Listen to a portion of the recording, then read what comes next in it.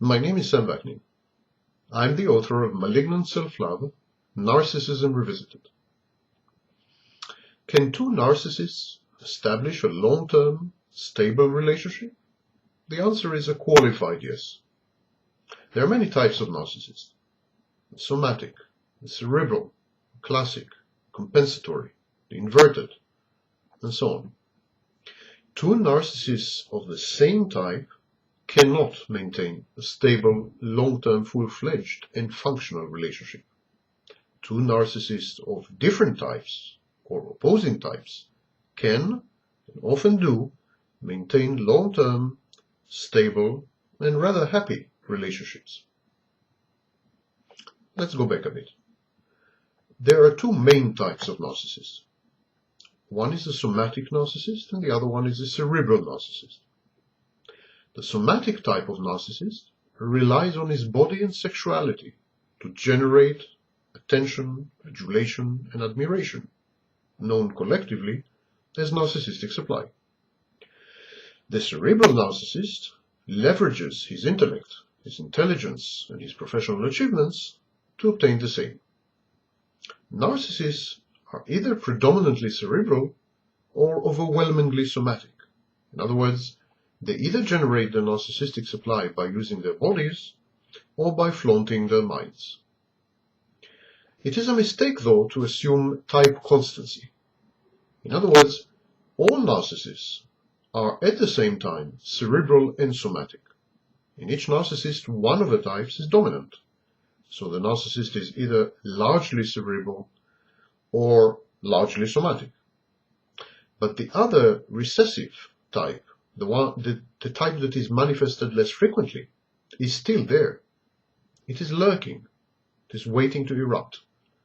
The narcissist swings between his dominant type and his recessive type.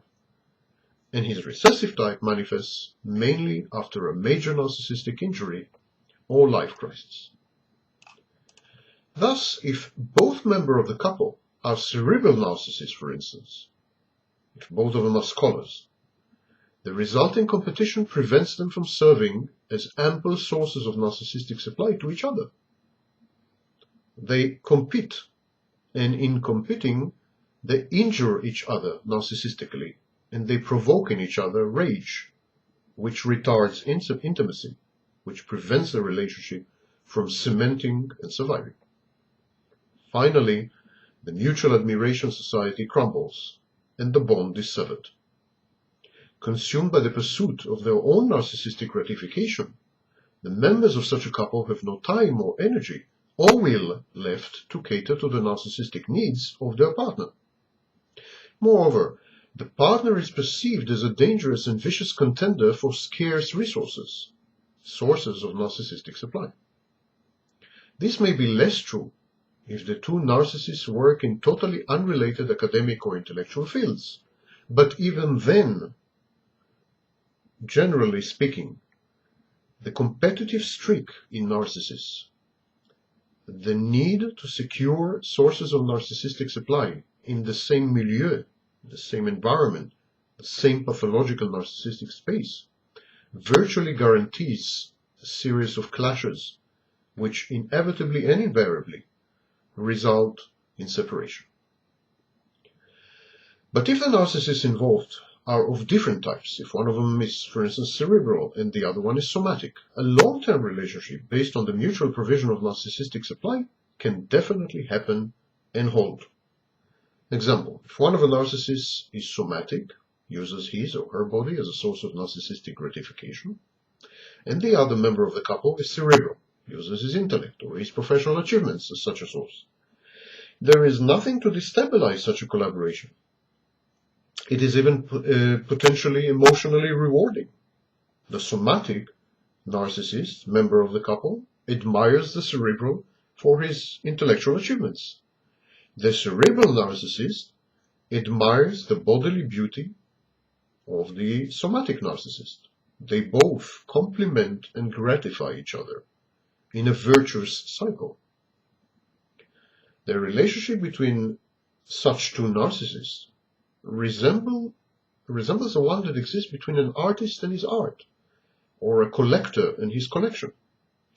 This can and does change, of course, as the narcissists involved grow older, flabbier, and less agile intellectually. In other words, when they lose their assets.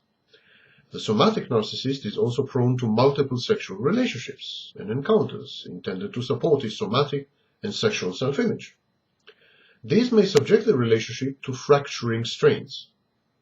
But all in all, a stable and enduring relationship can and often does develop between dissimilar narcissists. As they grow older, the somatic narcissist loses his beauty, his sexual prowess.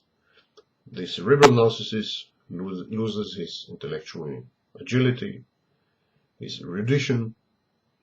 They still have their memories to fall back on. Each serves as the memory pool of the other. Each remains in the relationship. Each one of them remains in a relationship in order to remind the other of moments of glory and past narcissistic supply. It's the perfect match, made in narcissistic heaven.